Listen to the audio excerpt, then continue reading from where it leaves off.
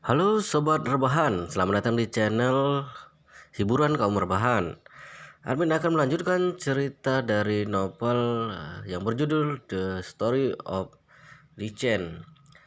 Jadi teman-teman yang baru klik video ini jangan lupa subscribe, like, komen, dan share ya. Di part sebelumnya itu sangat seru sekali ya. Ini kita melanjutkan keseruannya di part ke-25 ya. Di part ke-25 ini kita langsung saja karena admin juga sudah tidak sabar untuk melanjutkan ceritanya ya. Oke ya. Saya ulang lagi bagi teman-teman yang belum subscribe ya, di subscribe ya supaya channel ini bisa berkembang. Oke. Nah, jadi ini ceritanya tadi ya, Yi Chen di video sebelumnya ingin membeli obat ya, mencari ramuan untuk mertua laki-lakinya ya. Jadi setelah ingin pergi, Yi Chen itu bertemu dengan Qin Geng ya, Qin Geng. Jadi saat melihat Yi Chen, Qin Geng langsung tersenyum. Tuan Yi, aku dengar Anda mengalami beberapa musibah hari ini. Jadi aku kesini membawakan obat-obatan. Silakan Anda lihat. Dengan itu, seorang pengawal yang berdiri di belakang Qin Geng kini maju dengan mengulurkan kotak kayu merah dengan sikap sopan. Qin Geng membuka tutup kotak itu sambil tersenyum penuh hormat. Tuan Yi, Anda bisa melihatnya? Di dalam kotak tersebut ada sebuah gingseng tua yang sangat gemuk, jamur genodema, serta beberapa obat-obatan herbal mahal yang tidak akan ditemui di toko obat-obat biasa. Richard melirik isi kotak tersebut. Obat-obatan itu memang mahal, tapi kandungan aura spiritualnya tidak banyak. Meski demikian, itu lebih baik daripada tidak ada obat sama sekali. Betul sekali, Yichen akan membuat pil pelancar peredaran darah. Obat-obatan ini bisa dimasukkan ke dalam pil. Yichen mengangguk samar dan berkata, berikan padaku. Kemudian lekas-lekas memberikan kotak itu sambil berkata, terima kasih kepada Tuan Yi. Kini segala urusan di keluarga Qin berjalan dengan lancar. Bisnis kami meningkat 2 kali lipat beberapa hari ini. Semua berkat Tuan Yi. Kedepannya, jika Tuan Yi memiliki tugas untuk keluarga Qin, Tuan Yi bisa memberikan perintah apapun saja, kapan saja. Kami akan berusaha sekuat tenaga untuk melaksanakannya. Ye Chen menyahut kemudian berkata, kalau begitu urusan mencari obat, nanti jika ada yang bagus, segera berikan padaku, aku ingin menggunakannya. Baik, Qin Geng merespon. Dia kemudian menambahkan, Tuan Yi, jika Anda memiliki waktu lenggang, bisakah Anda datang ke rumah kami untuk makan? Ye Chen menjawab santai, lain hari saja, di rumahku sedang ada masalah sekarang. Baiklah, Qin Geng buru-buru berkata, kalau begitu aku tidak akan mengganggu Anda. Dengan itu, Qin Geng pun pergi. Si Chen juga berbalik dan kembali masuk ke dalam rumah. Xiao Changkun mengalami sakit kepala tidak tertahankan. Dia akhirnya meminta Xiao Churan untuk mengantarkannya ke klinik akupuntur Tiongkok terdekat. Xiao Changkun bilang ingin melancarkan peredaran darahnya. Chen berkata pada Xiao Changkun, ayah sekarang masih kesulitan berjalan, bagaimana kalau istirahat saja dulu? Kebetulan temanku baru mengirimkan obat-obatan herbal, aku akan menyiapkan pil untuk ayah, kasetnya pasti lumayan. Xiao Changkun bertanya, penasaran, Chen, apa kamu juga bisa menyembuhkan penyakit dan meresepkan obat? Chen menjawab, aku pernah belajar sedikit dulu. Richard tidak mungkin bilang dia telah membaca kitab 9 misteri dan mengetahui jenis obat dan bernama pil pertolongan penyumbatan pembuluh darah. Itu adalah resep obat tradisional Tiongkok yang telah lama hilang. Tidak hanya bisa mengobati penyumbatan darah di otak, tapi juga memiliki efek ajaib yang bisa menyembuhkan stroke, infark, dan penyakit otak serius lainnya. Jika pil pertolongan penyumbatan pembuluh darah berhasil dibuat, maka pil itu bisa menyembuhkan Xiao Changkun. Meski begitu, Xiao Changkun tetap saja khawatir. Dengan tidak enak hati, dia berkata, Yichen, bukannya aku tidak percaya padamu. Aku mengakui kamu pintar berkelahi, tapi kamu tidak bisa mengobati penyakit hanya berbekal menonton televisi saja. Setelah berkata demikian, Xiao Changkun terbatuk 2 kali dan berkata, lebih baik aku mengajak Curan menemaniku ke klinik saja. Yichen tersenyum sekilas dan merespon, baiklah, jika ayah tidak percaya padaku, ayah bisa periksa ke klinik. Jika memang bisa diobati di sana, maka baguslah. Xiao Changkun buru-buru berkata, bukannya aku tidak percaya padamu, tapi sakitnya luar biasa. Tapi lebih baik diperiksakan dulu. Dengan itu, Xiao Changkun pun berkata pada Su Curan, Curan, ayo kita pergi. Su Curan mengangguk dan membantu ayahnya keluar rumah. Sementara itu, Yichen berjalan ke dapur dan menyiapkan bahan-bahan membuat pil. Berdasarkan apa yang tertulis di kitab 9 misteri, efek dari obat ini bisa sangat kuat. Xiao Changkun hanya mengalami penyumbatan kecil di kepalanya. Jaga-jaga supaya efek obatnya tidak terlalu kuat, Yichen mengurangi porsi dari setiap bahan-bahannya, baru kemudian dia mulai meramu. Pil pertolongan penyumbatan pembuluh darah dikembangkan oleh Sun Simiao, seorang tabib pengobatan tradisional Tiongkok yang terkenal pada masa dinasti Tang.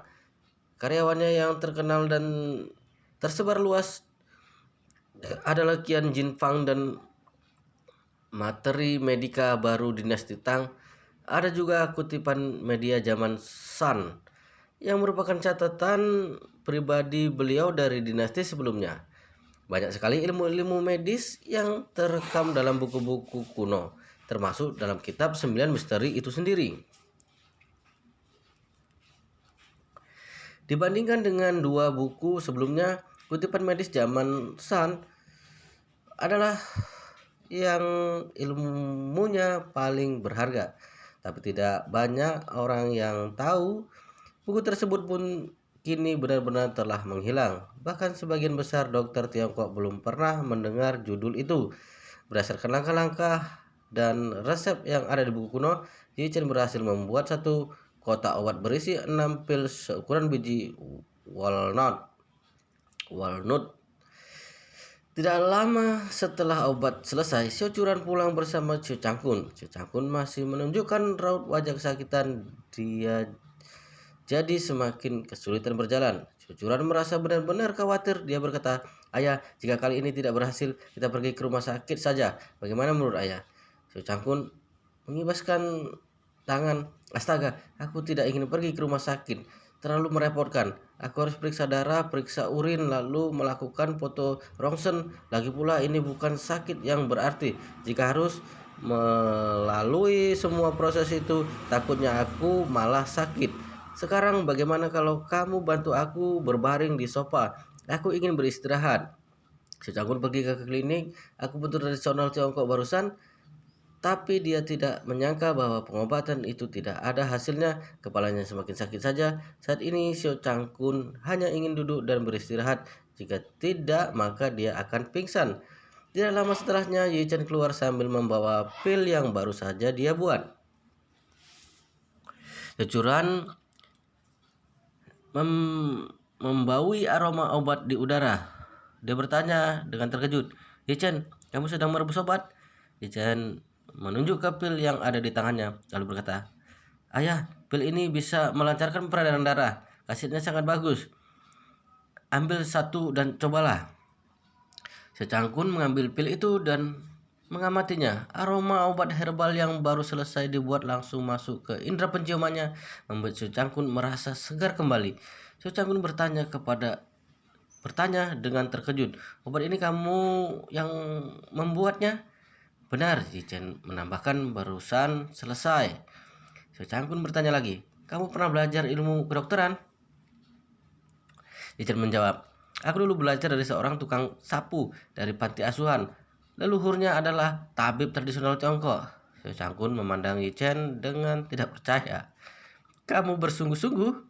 Apakah obat yang diajarkan oleh seorang tukang sapu benar-benar manjur? Aku jamin pasti manjur. ayah bisa mencobanya. Khasiatnya pasti luar biasa. Xiao Changkun merasa sedikit gugup, tapi melihat kondisi tubuh sekarang ditambah lagi sakit yang tidak tertahankan, dia pun menguatkan hati untuk memakan pil tersebut dalam 2-3 kali gigitan.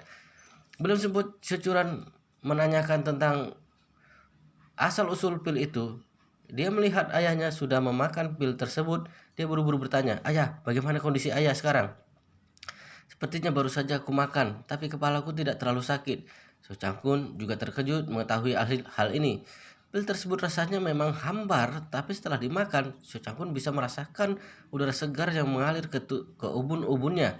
Hidungnya tidak lagi tersumbat dan kepalanya menjadi lebih jernih. Bahkan sakit di belakang kepalanya sudah jauh lebih baik. Xiao Changkun bertanya senang, "Yichen, di mana kamu membeli bahan-bahan obat ini?"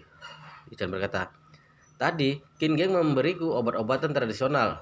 Aku hanya meramunya sedikit dan jadilah pil itu." Xiao Changkun langsung memuji, "Presiden Qin memang benar-benar orang yang baik. Dia tahu aku terluka dan langsung mengirim obat-obatan tradisional ke sini." Securan menambahkan, "Di kota Jinling, Qin Geng memang terkenal baik. Ternyata begini contoh kebaikannya. Andai saja paman bisa memiliki hati sebaik Presiden Qin, dia tidak mungkin akan hancur seperti ini sekarang." Mendengar nama Xiao Changgan disebut-sebut, Xiao Changkun langsung menundukkan kepala. Dia mengibaskan tangan sambil berkata, "Jangan bahas dia." Xiao Changkun kembali ke kamar setelah meminum obatnya. Melihat ekspresi Curan yang kelelahan, Yichen pun berkata, "Kamu juga istirahat, jangan marah lagi. Keluarga Xiao pasti akan membayar semua perbuatan yang mereka lakukan hari ini." Saat ini di halaman kediaman keluarga Xiao, Nyonya Besar Xiao dan Xiao Chanqian sedang menunggu kabar baik bahwa Xiao Hailong berhasil merebut villa itu. Tapi berita yang mereka terima adalah Xiao Hailong terluka parah. Sudah begitu dia masuk ke kantor polisi dan ditahan dengan tuduhan membobol rumah orang lain dan sengaja melukai orang lain.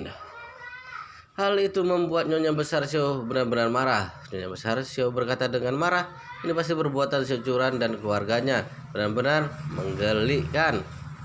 Saat mendengar putranya terluka, Xiao Changgan benar-benar merasa panik. Dengan marah-marah dia berkata, "Ibu, Changkun sombong sekali. Ibu harus merebut sesuatu untuk Halong. Lagi pula Halong selalu mendengarkan apa kata ibu. Dia selalu melaksanakan semua perintah ibu." "Tentu saja," Nyonya Besar Xiao berkata dingin. "Memangnya kenapa jika keluarga mereka mempunyai sebuah villa? Bukankah itu hanya cangkang kosong belaka? Tanpa uang dan kekuatan mereka tidak akan bisa melawan kita. Aku tidak hanya akan merebut villa itu, tapi juga akan membuat mereka membayar harga yang menyakitkan." Saat Nyonya Besar Xiao sedang berbicara, tiba-tiba saja ada orang masuk. Nyonya Besar Xiao, Tuan Besar Wang Jenggang dari keluarga Wang telah datang.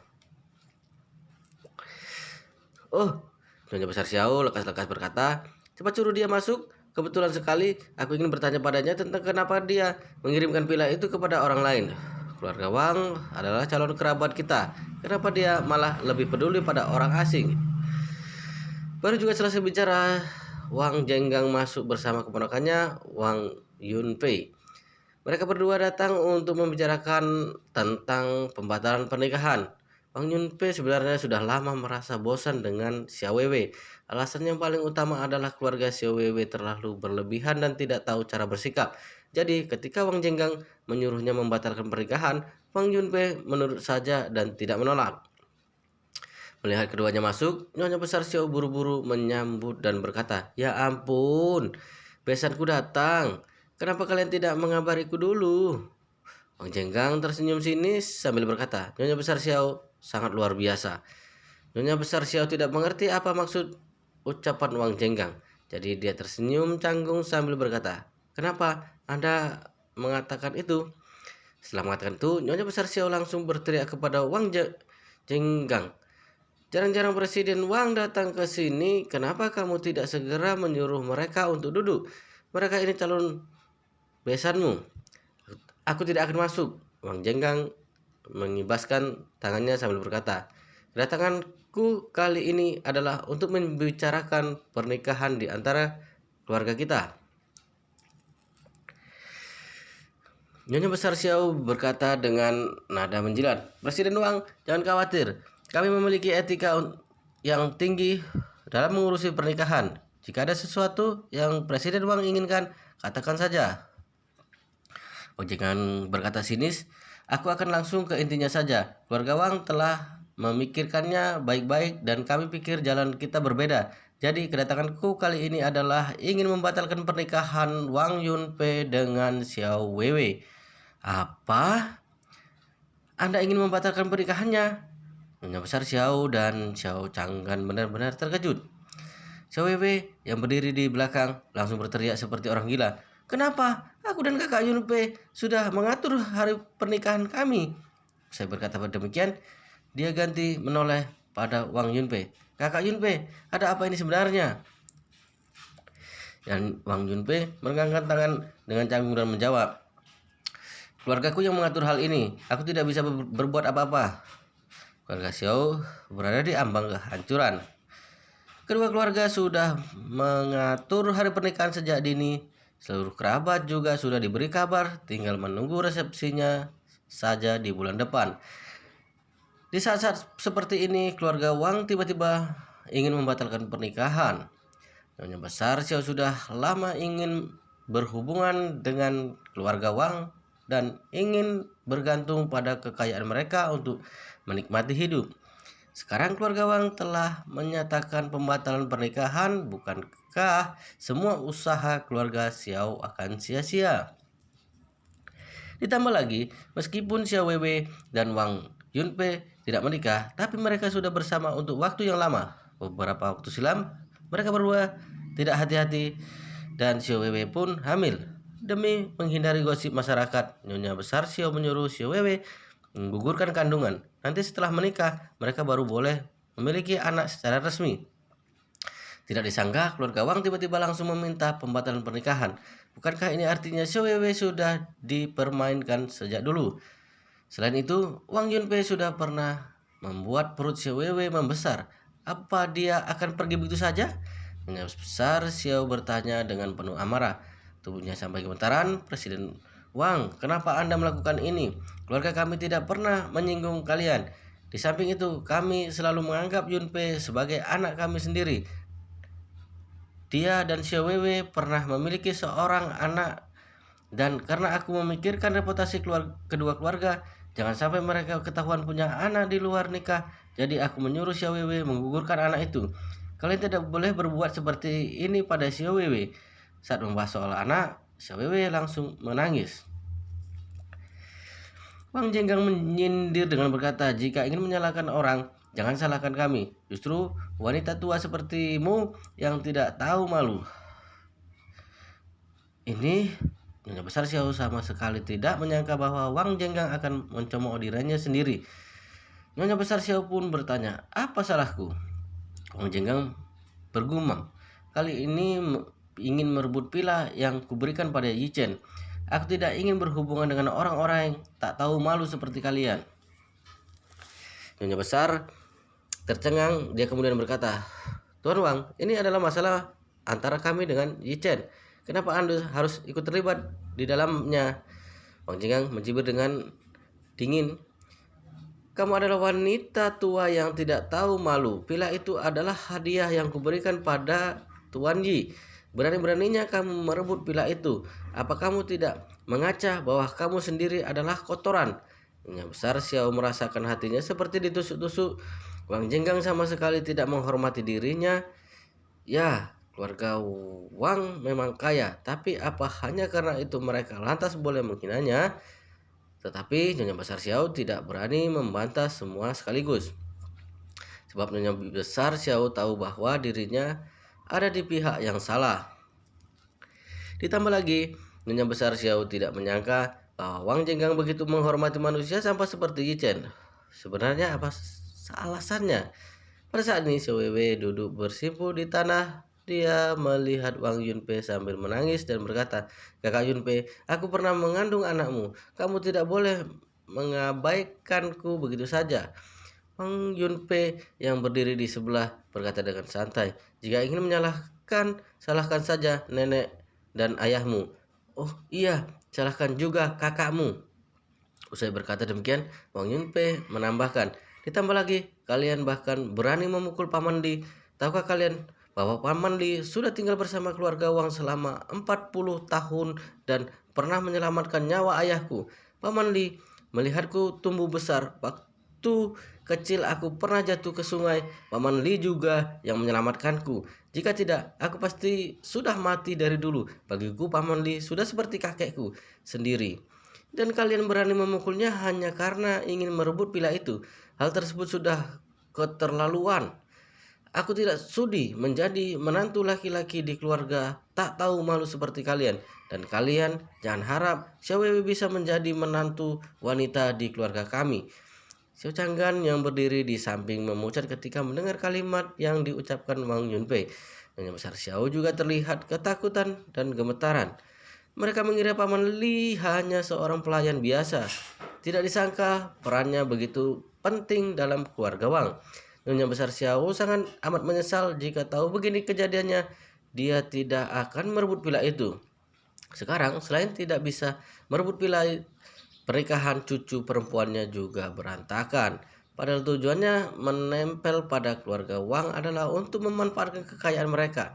Sekarang harapan itu menghilang sudah. Pemikiran ini membuat Nyonya besar Xiao ingin menangis, tapi air mata tidak keluar dari matanya. Xiao Wei yang terduduk lemas di lantai berteriak penuh emosi kepada neneknya. "Semua ini adalah kesalahanmu, dasar wanita tua sialan. Kamu telah menghancurkan kebahagiaanku." Pada saat ini Nyonya besar Xiao seperti disambar petir. Mengapa bisa seperti ini? Dia hanya seorang Ye Chen. Mengapa tiba-tiba mempunyai kemampuan besar itu? Bahkan keluarga Wang memutuskan hubungan dengan keluarga Xiao. Memikirkan hal ini, jantungnya terasa sakit seperti ditusuk belati. Dia ingin sekali memohon kepada Wang Jenggang untuk tidak melepaskan keluarga Xiao saat ini, tetapi lawan pihak sama sekali tidak mempedulikannya. Wang Jenggang langsung pergi bersama Wang Yunpei setelah menyampaikan pembatalan pernikahan. Xiao Wei menangis tak berdaya. Dia sudah bertahun-tahun bersama dengan Wang Yunpei. Segalanya sudah diberikan padanya. Bahkan dia juga sudah mengandung anak untuknya. Tetapi saat ini harus lenyap begitu saja. Karena itu, dia memiliki kebencian yang mendalam pada neneknya saat ini. Ayahnya, Xiao Changgan, juga sangat kesal. Dia telah bekerja sama dengan nyonya besar dan adiknya. Tetapi sepertinya dia tidak mendapatkan keuntungan apapun. Dan yang paling penting adalah putranya terluka dan tertangkap. Sedangkan putrinya dicampakkan oleh seluruh keluarga suaminya. Benar-benar sudah jatuh tertimpa tangga. Dengan sedikit amat marah, Xiao Changgan berkata kepada Nyonya besar Xiao, "Ibu, dari dulu aku selalu mendengarkanmu, tapi masalah ini sungguh memberikan kerugian besar bagi seluruh keluargaku." Pada saat ini, Nyonya besar Xiao mencoba untuk meredakan emosi mereka dan berkata, "Kalian jangan panik. Apa yang perlu diributkan? Masalah Hailong tinggal ditebus saja pakai uang. Dan masalah pernikahan Wewe, apa yang perlu ditakutkan? Wanita baik tidak perlu khawatir tidak ada yang mau. Wewe begitu cantik, masih banyak tuan muda yang berbagai kalangan atas mengantri." Sambil berkata, Nyonya besar Xiao kembali berkata, "Kalian jangan lupa, kita masih memiliki kontrak dengan grup di Hao. Ini adalah topangan keluarga Xiao kita. Jika kita memenangkan pertempuran ini, apakah kedepannya kita masih memerlukan keluarga Wang? Apakah kita masih harus menempel dengan para bangsawan itu? Kita adalah bangsawan." Xiao Changgan bergegas bertanya, "Bu, proyek grup di Hao dari dulu dipegang oleh Xiao Churan, dan sekarang dia telah dikeluarkan dari grup Xiao. Proyek ini sekaligus posisi direktur ini. Seharusnya ada yang menggantikannya, bukan?" "Ganti, tentu harus diganti." Nyonya besar langsung berkata, "Kamu tenang saja, posisi ini akan aku berikan kepada Hailong. Setelah dia keluar nanti, maka dia yang akan menjabat sebagai direktur grup Xiao. Dan dia yang akan menanggung jawab bertanggung jawab atas grup Xiao. Begitu juga dengan segala kerja sama dengan grup di Hao. Xiao Changgan sangat bahagia, akhirnya dia mendapatkan penghiburan yang pantas. Dia telah mengalami kerugian yang begitu besar, tidak mungkin Nyonya Besar tidak memberikan sedikit kompensasi untuknya. Karena proyek ini telah diberikan kepada putranya, maka putranya masih memiliki kesempatan untuk berdiri sendiri ke depannya. Nyonya Besar Xiao sambil mengingatkan, ingat, tidak boleh ada sedikit pun celah dalam kerjasama grup di Hao dan Hailong harus bekerja dengan keras. Kita harus menyelesaikan proyek ini dengan indah, bahkan kalau bisa kita harus mendapatkan proyek lebih banyak lagi dari grup di Hao. Xiao Chang'an segera berkata, Ibu tenang saja, aku pasti akan menyuruh Hailong untuk bekerja keras sekerasnya. Baru saja berkata, terdengar seorang mengetuk pintu, lalu seorang pria dengan setelan jas berjalan masuk ke halaman kediaman Xiao. Permisi, apakah Nyonya Besar Xiao ada di rumah? Nyonya Besar Xiao menyapa dan bertanya, saya sendiri. Kamu siapa? Lahan pihak berkata, halo, aku adalah kepala pengacara dari grup di Hao. Begitu mendengar orang ini adalah bagian dari grup di Hao, Nyonya Besar Xiao langsung menyambutnya dengan ramah. Ya ampun, ternyata kepala pengacara grup di Hao. Silakan masuk. Tidak perlu. Lawan pihak berkata dengan nada acuh tak acuh, kedatanganku hanya ingin memberikan surat pengacara secara langsung. Surat pengacara? Nyonya Besar Xiao bertanya dengan heran, apa itu surat pengacara? Lawan pihak berkata, surat pengacara pemutusan kontrak. Setelah melalui beberapa negosiasi, kami dari pihak grup di Hao memutuskan untuk mengakhiri semua kontrak dan kerjasama dengan grup Xiao. Selain itu, kami juga telah memutuskan untuk tidak akan melakukan kerjasama dalam bentuk apapun dengan grup Xiao ke depannya. Mohon dalam 3 hari setelah menerima surat ini, datang ke grup di Hao untuk menandatangani surat pemutusan kontrak. Apa? Hal ini bagaikan petir di siang bolong bagi Nyonya Besar Xiao dan Xiao Chang'an. Baru saja dia berkata bahwa topangan keluarga Xiao adalah grup di Hao dan sekarang grup di Hao malah ingin memutuskan kontrak. Selain itu, bahkan memutuskan kontrak untuk selamanya. Ini secara tidak langsung memblokir keluarga Xiao. Nyonya Besar Xiao bertanya dengan gemetar, pengacara, kalau boleh tahu apa yang sudah terjadi, kenapa bisa seperti ini? Bukankah kerjasama kami baik-baik saja? Pengacara berkata dengan dingin, kerjasama kami dengan Nona Xiao Churan memang sangat baik. Tetapi begitu mendengar Nyonya Xiao Churan telah meninggalkan grup Xiao kalian, maka kami sangat menyesal. Kami tidak ingin bekerjasama dengan orang seperti kalian. Saat ini Nyonya Besar Xiao baru mengerti ternyata karena Xiao Churan. Amarahnya meledak. Mengapa harus mengandalkan cucu perempuan yang mengecewakan itu? Dia adalah seorang sampah. Dia bahkan juga menikah dengan seorang sampah. Aku Nyonya Besar Xiao yang berkuasa di dalam keluarga Xiao. Seharusnya kalian memberikanku kehormatan.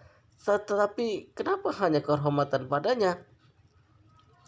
Nyonya Besar Xiao sedikit marah dan berteriak dengan lantang, grup di Hao kalian termasuk perusahaan besar yang memiliki reputasi baik. Tetapi mengapa kalian bisa bertindak seenaknya memutuskan kontrak satu pihak? Apakah kalian tidak takut kami akan menuntut kalian di pengadilan? Apa kalian tidak takut jika berita ini tersebar dan mempengaruhi reputasi grup di Hao? Pengacara tersenyum datar dan bertanya, Nyonya Besar Xiao, apakah kamu tidak pernah membaca surat perjanjian? Kami memiliki kuasa untuk menghentikan sebelah pihak dalam semua kerjasama eksternal. Ini adalah hak istimewa dari pihak pertama. Apakah kamu tidak pernah mendengar dalam sebuah proyek, pihak pertama adalah kepala? Sambil berkata, pengacara itu kembali melanjutkan, sekalipun seluruh kota di Jinling dan seluruh dunia tahu bahwa kami telah memutuskan kontrak denganmu, lalu kenapa? Kami adil, masuk akal dan juga legal. Selain itu, bukannya aku mau menakuti Nyonya Besar Xiao, grup di Hao kami sangat terkenal di dunia. Dan bagi perusahaan yang telah kami blokir, maka otomatis perusahaan lain juga tidak akan berani untuk bekerja sama dengan perusahaan itu. Oleh karena itu, kalian harus banyak berdoa untuk grup di Xiao kalian di masa depan. Kamu, Nyonya Besar Xiao terkejut dengan perkataan ini. Diblokir oleh grup di Hao, bagaimana nasib ke depannya? Bukankah masa depan grup Xiao akan segera berakhir? Jika sebuah perusahaan teknik tidak ada yang ingin bekerja sama dengannya, maka dia hanya memiliki satu akhir: bangkrut gulung tikar. Tidak bisa. Nyonya Besar Xiao saat ini sangat histeris seperti orang gila. Grup Xiao milikku. Grup Xiao seharusnya berjaya dan membuatku menjadi orang yang paling dihormati, membuatku menikmati kekayaan tanpa batas. Grup Xiao tidak boleh bangkrut, tidak boleh bangkrut. Memikirkan hal ini, Nyonya Besar Xiao tiba-tiba menangis terseduh-seduh lalu memohon, "Pengacara, aku mohon padamu demi wanita tua sepertiku, tolong bicarakan kembali dengan Direktur Wang Dongsu kalian. Mohon ampun. Masa depan grup Xiao kami ada di kontrak kerjasama itu. Dan pada saat ini perusahaan kalian tidak boleh melepaskan kami." Pengacara tersenyum sinis dan berkata, "Maaf Nyonya Besar, tidak bekerja sama dan memblokir kalian itu dilakukan oleh Direktur Wang kami sendiri. Bahkan Direktur Wang kami masih berkata, wanita tua yang tidak sopan dan tidak tahu malu sepertimu tidak layak untuk bekerja sama dengan kami." Selesai bicara, dia melemparkan surat pemutusan kontrak itu lalu berbalik badan dan pergi. Amarahnya besar, Xiao meledak, memuntahkan seteguk darah segar dan langsung jatuh pingsan. Berita mengenai pemblokiran grup di Hao dengan grup Xiao dengan cepat tersebar luas. Tepat seketika seluruh kota Jinling mengetahui bahwa keluarga Xiao telah tamat dan terdengar berita mengenai Nyonya Besar Xiao sedang kritis di rumah sakit. Dan setelah ayah mertua Yi Chen mendengar berita ini, dia sama sekali tidak terkejut. Dia pun berkata kepada putri dan juga menantunya, "Dengan karakter seperti ibuku yang ingin mengontrol hati orang lain seumur hidup, memang cepat atau lambat akan rugi sendiri dan tidak pantas untuk dikasihani. Biarkan dia merenung kesalahannya di rumah sakit, atau biarkan dia berpikir dengan jernih pada kesalahannya yang sudah diperbuat olehnya selama ini." Ichen merasa ayah mertua yang selama ini kebingungan kini akhirnya bisa melihat dengan jelas karakter sesungguhnya. Ketika semua orang menghelakan napas lega, sang istri Xiao Churan diam-diam mulai mencari pekerjaan lain. Di malam hari, Yi Chen yang baru saja selesai memasak tiba-tiba mendengar suara pintu terbuka. Dia berbalik badan dan melihat Xiao Changkun masuk dengan wajah berseri-seri. Langkah kakinya sangat luas. Melihat Xiao Changkun begitu bahagia, Yi Chen pun tidak bisa menahan dirinya untuk bertanya, "Ayah, apa yang sudah terjadi setelah ayah jalan-jalan tadi?" "Hahaha, hari ini sungguh sangat beruntung," Xiao Changkun berkata dengan sangat gembira. "Setelah aku meminum pil yang kamu berikan, tak hanya rasa sakit yang hilang dari tubuh ini, tetapi tubuh ini jauh lebih bersemangat. Ini sungguh pil ajaib. Barusan aku habis berkeliling di Guan Street. Coba tebak aku bertemu dengan siapa?" "Siapa?" Ji Chen terkejut. Jangan-jangan ayah mertuanya lagi-lagi ditipu oleh pedagang produk palsu dan terjebak. Dia pun langsung melirik sekujur tubuh Xiao Changkun sekilas lalu menghelakan napas. Untung saja kedua tangan Xiao Changkun kosong tanpa membawa sesuatu. Xiao Changkun menyesap tehnya seteguk dan berkata dengan misterius, "Menantu, apa kamu masih ingat dengan penipu yang kita temui di Guan Street, Zhang Ermau?" "Ingat? Kenapa?" Hari ini aku juga bertemu dengannya di sana. Jijen terkejut. Ayah, jangan bilang ayah membeli barang lagi. Tidak. Xiao Changkun melambaikan tangannya lalu berkata dengan gembira. Jang Ermau itu tidak berani lagi macam-macam setelah tahu kalau aku adalah ayah mertuamu.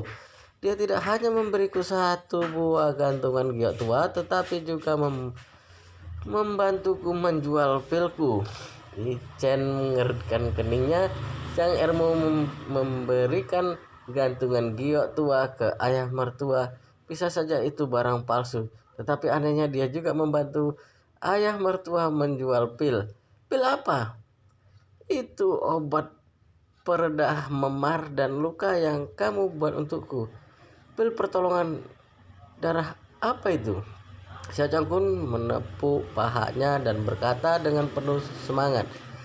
Semua lukaku telah sembuh. Dan begitu Jang Er mau mendengar khasiat ini, dia mengatakan bahwa dirinya memiliki jalur, lalu membantuku menjual pil ini. Aku hanya memberinya 2 butir saja, tetapi hebatnya pil itu benar-benar terjual. Chen tersengang mendengarnya. Pil itu memang bukan barang langka. Lagi pula dia juga akan membuangnya jika ayah mertuanya tidak menghabiskannya. Tetapi Jang Ermo ini sungguh pintar mencari celah. Sisa obat yang diminum oleh ayah mertuanya saja dia bisa menjualnya. Ayah, obat ini belum ada izin. Bagaimana bisa menjualnya? Secokun berkata, kalau soal itu aku kurang tahu. Pokoknya Jang Ermau ini membantuku menjual pil itu. Coba tebak berapa harga yang dia jualnya. 1.000 yuan lebih. Nominalmu ini bahkan tidak ada setengahnya. Secangkun dengan bangga menunjukkan telapak tangannya. 500.000 yuan. Hichen yang tengah meminum air seketika tersedak. Dia tidak percaya dengan apa yang didengarnya. Modal pil yang tidak sampai 100 yuan saja kini berhasil terjual dengan harga 500.000 yuan oleh Zhang Ermau. Orang kaya bodoh mana lagi yang begitu sial masuk ke dalam jebakan penipu ini? Yichen langsung bertanya, dijual ke siapa barang itu? Kurang tahu. Zhang Ermau mengatakan ini adalah etika profesionalnya, jadi harus merahasiakan identitas pembeli. Selesai Xiao Changkun berbicara, dia menggelengkan kepalanya seraya menghelakan napas. Uang 500.000 yuan ini dia kirim ke kartuku dan dia mengatakan bahwa ini adalah pertanda dia menghormatimu. Dia bahkan menolak ketika aku hendak memberikan sedikit uang tips untuknya. Ermo ini sungguh punya bakat berbisnis. Tunggu, setelah dia tidak lagi menjual barang palsu, aku akan mendukungnya untuk kerja di bidang yang pasti. Chen menggelengkan kepalanya. Orang seperti Jang Ermau ini akan sulit untuk mengubah karakternya. Dari kecil dia sudah menggeluti pekerjaan sebagai penipu, dan itu sudah menjadi makanan sehari-harinya. Jika memintanya untuk bekerja di jalan yang benar, mungkin harus merenggut nyawanya. Urusan bekerja itu sudah tidak mungkin. Dia tidak akan bekerja untuk seumur hidupnya. Tetapi karena pil ini telah terjual dengan harga tinggi oleh ayah mertua, maka anggap saja itu sebagai penambahan biaya sehari-hari. Lagi pula, akhir-akhir ini keluarga Xiao telah meninggalkan grup Xiao, dan mungkin Xiao Curan akan menganggur untuk sementara waktu. Sedangkan ayah mertua mungkin dia tidak akan bisa mendapatkan dividen sahamnya di grup Xiao. Oleh karena itu, bisa menggunakan uang ini untuk mencukupi kebutuhan sehari-hari. Setelah mendapatkan uang 500.000 yuan dengan mudah, Xiao Changkun yang tadinya sedikit tertekan, kini suasana hatinya kembali ceria. Sambil berjalan ke kamarnya, dia bersenandung lagu opera Beijing, Lentera Merah. Wajahnya juga dihiasi dengan senyum. Yichen yang sudah kembali ke kamarnya juga menyampaikan persoalan ini kepada Xiao Curan. Xiao Curan hampir saja melompat dari tempat tidurnya lalu bertanya dengan gugup. Orang lain menghabiskan uang yang banyak untuk membeli pil itu. Uangnya memang tidak ada masalah. Tetapi bagaimana jika terjadi sesuatu setelah meminum pil itu? Apa kita bisa melewati masalah ini? Tenang saja, Yichen berkata seraya tersenyum. Pil pertolongan penyumbatan pembuluh darah ini hanya menghilangkan stasis darah dan melancarkan sirkulasi darah. Bahan-bahannya juga tidak seberapa, meskipun dimakan setiap hari juga tidak akan mematikan. Paling parah juga hanya mimisan 2 hari. Hanya bisa menyalahkan pembeli obat itu orang kaya yang bodoh. Xiao Curan masih merasa gelisah. Jadi menurutmu orang seperti apa yang bisa menghabiskan uang sebanyak ini hanya untuk membeli 2 butir obat? Yichen berkata dengan santai, mungkin orang yang mempunyai gejala stroke atau orang yang mempunyai gangguan pada penyumbatan darah dan otak. Pil ini juga mempunyai khasiat untuk para penderita penyakit seperti itu. Hati Xiao Curan menjadi jauh lebih lega setelah mendengar perkataannya. Penyakit-penyakit ini termasuk penyakit berat dalam kedokteran, dan jika ingin menyembuhkannya di rumah sakit mungkin biaya yang harus dikeluarkan akan melebihi 500.000 yuan. Semoga obat ini bisa bermanfaat bagi orang yang membelinya agar tidak sia-sia menghabiskan uang yang banyak. Selain makan dan ketika Yichen sedang mencuci piring, dia mendapatkan telepon dari Tuan Hongwu. Meskipun Tuan Hongwu dikenal sebagai penguasa bawah tanah Jinling, tetapi setelah dia bertemu dengan Yichen, dia menjadi sangat rendah diri.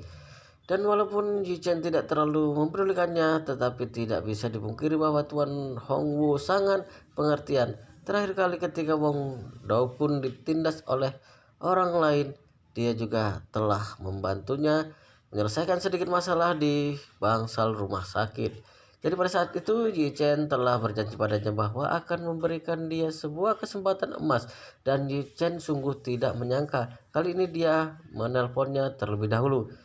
Setelah mengangkat teleponnya, Yichen bertanya padanya, Hongwu, ada apa kamu mencariku? Tuan Hongwu tertawa dan berkata, Tuan Yi, tujuan aku menelponmu kali ini adalah mengenai masalah pembelajaran dunia metafisika di Jinling. Jadi secara khusus aku ingin mengucapkan. Yichen mendengus dingin. Tidak usah basa-basi, ada apa langsung katakan saja. Tuan Hongwu bergegas berkata, masih Tuan Yi yang lebih paham. Niat sekecil ini saja sudah terlihat oleh Anda. Yichen bertanya dengan nada dingin. Masih omong kosong? Tuan Hongwu bergegas berkata, jadi seperti ini Tuan Yi. Keluarga Song selama ini sudah banyak membantuku, dan saat ini Nona Besar Song sedang mengalami masalah. Aku ingin mengajak Anda untuk ke sana. Yichen berkata, Nona Besar Song, Song Wenting. Benar, Tuan Hongwu berkata, Nona Wenting dalam masalah. Song Wenting yang berasal dari keluarga Song ini adalah sebuah keluarga teratas di kota Jinling. Tetapi jika dibandingkan dengan keluarga besar Yanjing, mereka masih tertinggal jauh. Namun, Song Wenting masih belum mengetahui identitas asli Yichen. Jadi, selama ini dia masih mengira Yichen adalah seorang pemuda yang meneliti barang antik serta mengalami hal-hal metafisika. Terakhir kali ketika Yichen menari dan menyambar Yu Jinghai dengan petir hingga menyebabkan kematian, hal ini sungguh membuat banyak orang terkejut dan dijuluki master metafisika oleh banyak orang. Tetapi saat itu juga dia secara khusus menjelaskan kepada Song Wenting bahwa itu hanyalah suatu kebetulan. Bagaimana mungkin orang bisa mampu memerintahkan alam? Hingga akhirnya dia berhasil membuat Song Wenting kebingungan dan membuatnya merasa bahwa Yichen memang sedang beruntung saja. Sejak saat itu, Song Wenting juga telah lenyap dari dunia Yichen. Yichen berpikir dia telah hilang, dan siapa yang menyangka ternyata sekarang terjebak dalam masalah. Lalu dia pun bertanya kepada Tuan Hongwu, apa yang terjadi? Masalah apa yang dialami Nona Song? Tuan Hongwu berkata, akhir-akhir ini Nona Song tidak beruntung, mungkin bermasalah dengan arah Feng Shui. Dia menjadi sangat sial. Sambil berbicara, Tuan Hongwu kembali melanjutkan, sudah banyak ahli Feng Shui yang ditemui oleh Nona Besar Song, tetapi tetap tidak membuahkan hasil. Oleh karena itu, aku ingin mengajakmu untuk ke sana. Barangkali bisa memecahkan masalah Nona Besar Song. Yichen berkata dengan datar, coba kamu katakan dulu masalah apa yang dialami. Jadi aku bisa membuat penilaianku sendiri. Tuan Hongwu bergegas berkata, belakangan ini Nona Besar Song sering terluka. Berkali-kali dia mengalami kecelakaan mobil ringan, lalu kakinya juga terkilir saat turun dari tangga. Tangannya juga mengalami luka bakar ketika sedang meminum kopi. Bahkan kemarin dia digigit oleh anjing peliharaannya sendiri. Tidak hanya itu, beberapa kerjasama di grup keluarga Song juga mengalami masalah yang sangat besar. Pengaruhnya sangat besar. Setelah itu, Tuan Hongwu kembali melanjutkan, dan yang paling membuat Nona Besar Song sakit hati adalah gelang berlian yang sudah dipakainya selama belasan tahun itu tiba-tiba hilang. Gelang itu adalah peninggalan dari ibunya yang sudah meninggal padanya. Karena hal ini Nona Besar Song menangis berhari-hari. Ichen terkekeh dan berkata, sepertinya akhir-akhir ini Nona Besar Song memang mengalami feng shui yang buruk. Bukan lagi, Tuan Hongwu berkata dengan serius kepada Ichen. Tuan Yi, Anda adalah master metafisika. Aku percaya Anda pasti mempunyai solusi mengenai masalah sepele ini, bukan? Ichen bertanya padanya. Hongwu, mengapa kamu begitu perhatian dengan Nona Besar Song? Apa hubungannya dengannya?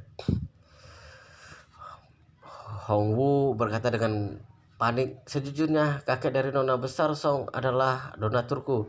Bagaimana aku bisa berdiri dengan tegak di kota Jinling ini semua berkat dukungan dari kakek Nona Besar Song. Oleh karena itu, aku sangat dekat dengan keluarga Song, dan selama ini aku selalu menyelesaikan masalah yang membuat mereka tidak nyaman. Kemudian Hongwu kembali berkata, bisa dibilang aku ingin membalas budi mereka. Keluarga Song adalah penolongku. Ya, Ichen mengaku dan berkata, perkataanmu masuk akal. Di sisi lain, Nona Besar Song juga mempunyai hubungan kecil denganku. Begini saja, besok kamu jemput aku di bawah gedung apartemenku. Kita pergi bersama. Baik, Tuan Hongwu berkata dengan semangat. Terima kasih Tuan Yi, terima kasih banyak. Keesokan paginya, Tuan Hongwu menelpon Yichen. Ketika Yichen turun di bawah, dia sedang melambaikan tangannya dari mobil dan berkata, Tuan Yi, masuklah. Yichen mengangguk lalu melangkah dengan cepat dan masuk ke dalam mobil. Kemudian Tuan Hongwu dengan cepat melajukan mobilnya ke pinggiran kota. Dalam perjalanan, Tuan Hongwu berkata dengan sedikit cemas, aku dengar ahli feng shui dari Hong Kong juga akan segera tiba. Tuan Yi, jangan sampai dia merebut eksistensimu.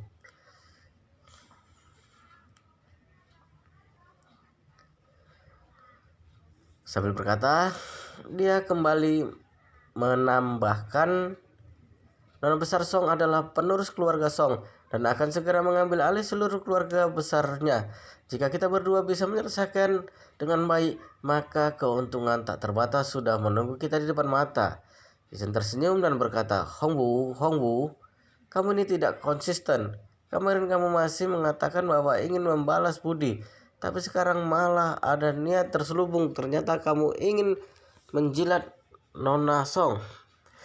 Dengan canggung, Tuan Hongwu berkata, satu sisi memang ingin membalas budi, tetapi sisi lain juga ingin memperkuat hubungan. Aku tahu Tuan Yi sangat luar biasa, tetapi sejujurnya, jika bisa mendekatkan diri dengan Nona Song juga bukan suatu hal yang buruk. Nona Song muda dan cantik, dia juga memiliki latar belakang keluarga yang kuat. Jika kelak bisa menjadi teman dan bisa bekerjasama, ini juga satu hal yang baik untuk Anda, bukankah begitu? Ichen tersenyum dan berkata dengan datar, jika nanti ahli feng shui dari Hong Kong memiliki bakat yang luar biasa, aku juga tidak bisa berbuat apa-apa. Tuan Hongwu menghelakan napas dan berkata, kita ke sana saja dulu. Anda adalah master metafisika yang hebat. Siapa tahu nanti Anda bisa menemukan kesempatan yang bagus. Maka kita langsung merebut bisnis orang Hong Kong ini. Ichen terdiam, dia juga sedang mempertimbangkan hal ini di dalam hatinya. Seorang master Lai dari Hong Kong, jika dia memang keturunan dari keluarga Lai, maka kemungkinan dia memiliki beberapa kemampuan. Dirinya mungkin juga harus melihat bagaimana cara kerja keluarga Lai ini, atau mungkin bisa menjadi inspirasi dalam memahamkan kitab 9 misteri kepada dirinya. Di Villa Nona Besar Song, sebuah villa yang terletak di kawasan villa paling mewah pinggiran kota, Tuan Hongwu yang sudah mengantar Yi Chen sepanjang jalan, kini berhenti di depan villa mewah. Dan pada saat ini terlihat Song seperti pelayan pria yang berjalan keluar. Tuan Hongwu langsung mengeluarkan kepalanya dan berkata, "Paman Ju, apakah nona besar Song ada di rumah?" Pelayan pria itu mengangguk dengan pasti dan berkata, "Hongwu, ada perlu apa?" Tuan Hongwu bergegas membalasnya dengan senyum dan berkata, "Paman Ju, aku membawa seorang master datang. Siapa tahu dia bisa membantu nona besar. Dia sungguh seorang master metafisika sejati." Pelayan rumah itu langsung melirik ke arah Yi Chen sekilas lalu tidak menghiraukannya dan berkata dengan nada dingin, "Hongwu, Master Lai dari Hong Kong sudah datang dan sedang membaca Feng Shui nona besar. Tidak bisa diganggu. Jika tidak ada urusan lain, kamu lebih baik pulang saja." Tuan Hongwu segera berkata, "Paman Yu, Tuan Yu sudah sampai di sini juga. Mengapa tidak membiarkan dia masuk saja dulu? Terlebih, Tuan Yu juga memiliki hubungan dengan nona besar." Paman Yu bertanya padanya. "Banyak orang yang mengatakan bahwa mereka memiliki hubungan dengan nona besar dan aku sudah terbiasa mendengar hal ini. Terlebih lagi, apakah orang yang kamu bawa ini jauh lebih hebat dari Master Lai? Leluhur Master Lai adalah pencetus Feng Shui, Lai Buyi. Kami sudah menghabiskan banyak uang dan tenaga untuk mengundangnya jauh-jauh dari Hong Kong. Buat apa kamu ikut meramaikan? Cepat pergilah." Yi Chen sedikit terkejut mendengarnya. Dia bukan terkejut mendengar identitas Master Lai, tetapi dia terkejut dengan Tuan Hongwu yang dia di mana sosoknya sangat ditakuti oleh semua orang di kota Jinling, tetapi dia sama sekali tidak bisa menghadapi seorang pelayan rumah Song Wanting. Tidak hanya tidak bisa menghadapinya, dia bahkan harus menjilatnya. Yi Chen tidak bisa memungkirinya di depan Paman Yu. Tuan Hongwu ini sungguh tidak berguna. Jika hal ini tersebar keluar, mungkin akan diremehkan oleh semua orang yang ada di kota Jinling.